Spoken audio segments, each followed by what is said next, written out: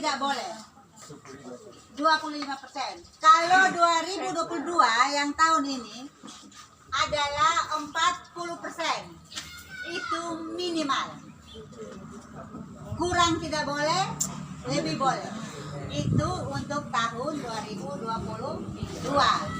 Itu karena kita semua berdampak pada COVID. Kita yang kuat-kuat juga kita bisa menerima karena kita semua ini berdampak COVID. Berarti kita punya hasil kebun, tapi kita tidak bisa menjual ke pasar. Waktu itu kan pasar ditutup, dilarang dibuka. Setelah itu diizinkan dibuka, tapi dibuka di level-level tertentu. Jadi akhirnya dia BLT itu menjadi 40%, dia minimal. Lebih bisa, kurang tidak. Tetapi untuk tahun 2023 adalah memang betul-betul untuk keluarga miskin ekstrim.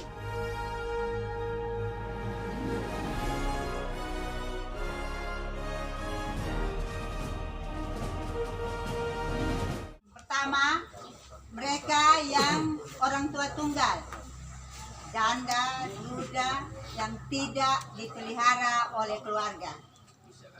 Janda, duda yang tidak punya penghasilan, tidak punya lahan perkebunan, tidak punya lahan pertanian, dia harus bekerja serabutan. Yang kedua adalah mereka yang kaum difabel, entah itu cacat fisik, cacat mental, itu perlu diprioritaskan. Yang ketiga, tadi sudah orang tua tunggal, mereka kepala keluarga yang tidak memiliki lahan pertanian, mereka tidak punya lahan perkebunan, pertanian, mereka mau hidup saja, mereka pergi cuci orang pekian atau mereka pergi kerja orang pun lahan. Yang keempat adalah mereka yang mengalami sakit yang istilahnya sakit yang yang memang tidak bisa membuat sakit kronis, yang tidak membuat mereka bisa bekerja. HIV/AIDS atau kanker itu yang diprioritaskan. Jadi TBC mereka tidak bisa melakukan kegiatan untuk membiayai hidup mereka. Ada lagi yang namanya 3%. 3% itu untuk biaya operasional pemerintah desa, bukan biaya operasional kepala desa, pemerintah desa.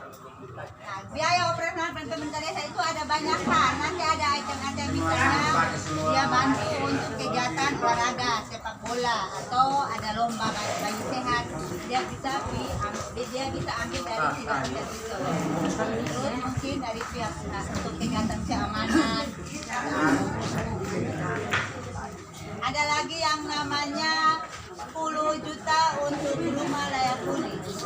Bantuan rumah layak huni itu hanya berupa stimulan dalam bentuk bukan uang tetapi material. Jadi kita lihat betul-betul orang yang sementara membangun, tapi dia orang yang memang betul-betul tidak punya kemampuan. Jangan sampai kita kasih uang itu ke dia yang memang dia juga tidak punya kemampuan untuk istilahnya swadaya sendiri. Kita hanya nih, mungkin kita hanya bisa sanggup desain semen, besi, berarti dia batu, pasir, ya kan? Ya. Nah, jangan sampai kita kasih, tetapi dia tidak bisa. Terus bahan yang kita kasih itu akhirnya dia jual kembali, akhirnya basi.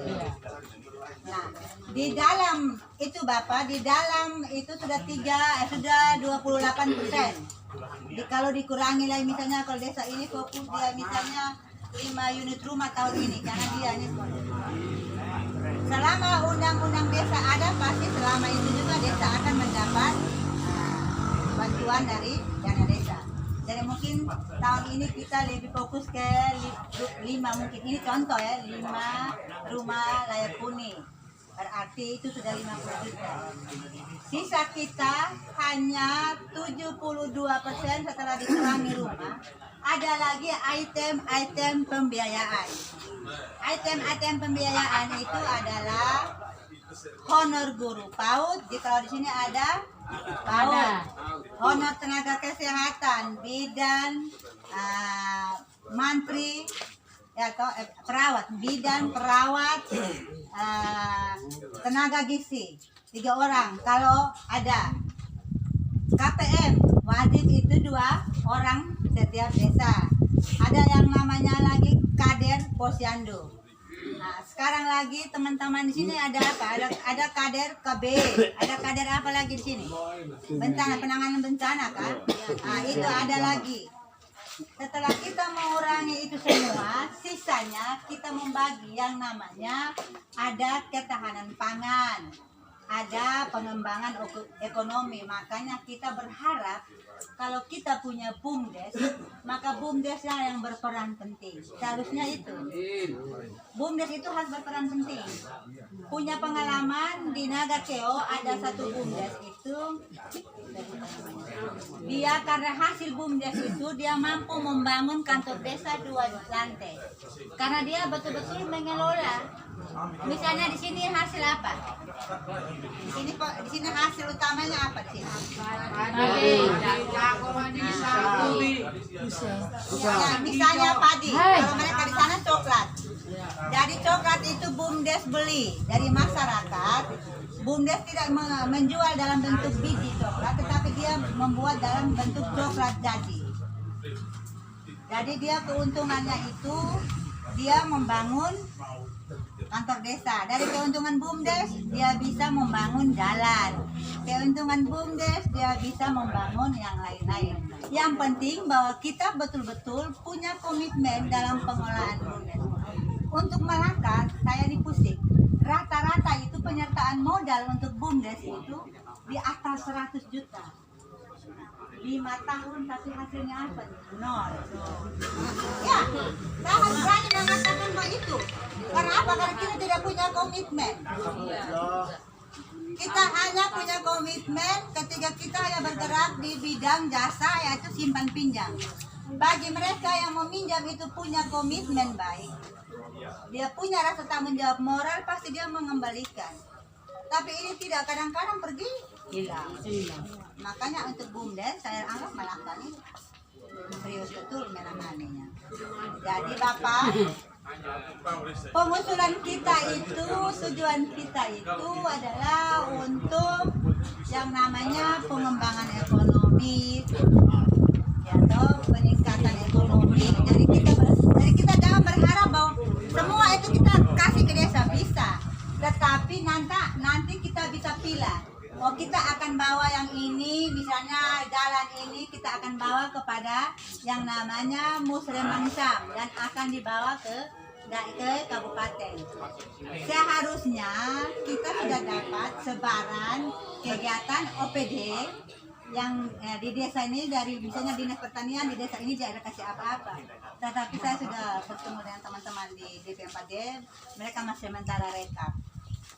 Nanti kita berharap di Musrembang Des itu kita sudah tahu bahwa dinas pendidikan dia di desa ini ada apa, dinas pertanian di desa ini dia ada apa, sehingga kita tidak begitu. Dari semua usulan ini kita terima, nanti kita rekap, ada peringkingan mana yang betul-betul menjadi prioritas kita, menjadi kebutuhan kita, itu yang nanti kita tetapkan dalam Musrembang Des. Dari usulan ini tidak salah, nah, usulan ini benar. Jadi nanti kita terima. Sebenarnya kita terima semua usulan itu, nanti kita rekap dan nanti kita sepakat mana yang kita mau bawa ke kabupaten dalam Musrembang tahun 2023 di bulan Februari. Jadi kita rekap dulu ini, oke. Kita baca ini pengarasan jalan dari Klei-Klete ini, berarti dia hanya satu dusun saja. Saya mau tanya dulu Bapak, jalan ini dulu dana desa yang bangun atau kabupaten? Karena kalau dia menjadi kabupaten, dia menjadi kewenangan kabupaten, desa tidak bisa mengambil alih karena ada mekanisme. Nah, ini jalan dulu Bapak, sampai sekarang ini kabupaten yang buka atau desa yang buka? Dana desa. Siapa? Ini dana desa. Tahun berapa ini? Ya memang ibu desa, ibu penjabat, tetapi jangan sampai ini dari kabupaten. Karena kalau dari dana desa ini tahun berapa?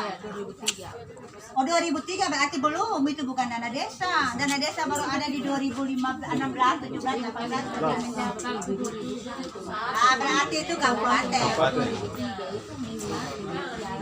Dana desa ini dari 2015 itu baru saya 2016 juga di November. Nah, kalau itu ibu berarti ini kabupaten kita bawa ke kabupaten ya. Berarti dari ini sampai ke semua yang kita mau lingkar ini desa berarti itu menjadi tanggung jawab kabupaten. Jadi kalau ada dusun lain yang usul berarti seharusnya jumlah sudah semua keseluruhan. Baik, ada dusun lagi yang usul kan? Iya. Dusun mana? Jadi kita 7 dusun ini semua. Jadi 7 dusun ya. Berarti kita tarik ini ya. 7 dusun. Berapa kilometer itu? Kasih pemanfaatannya 7 dusun. Berapa puluh meter kira-kira diperkirakan?